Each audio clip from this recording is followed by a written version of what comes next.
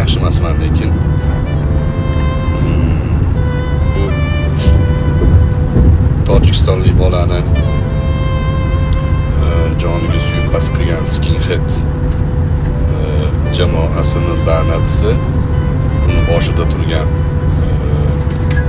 liderlari butun bir xalqqa, xosatan tojik xalqimiz, o'zbek, O'rta Osiyo, qolaversa butun musulmonlarni qonini to'kdi deb hisoblaymizda.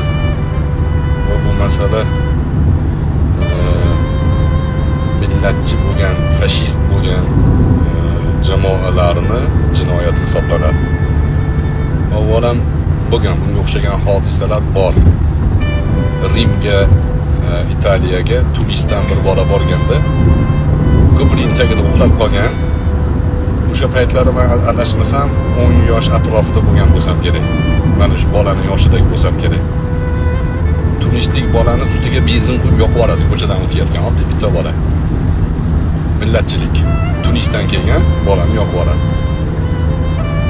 Rimga nega bording Tunisli bola deb Abdulla Oripov she'r yozgan. Rimga nega bording Tunisli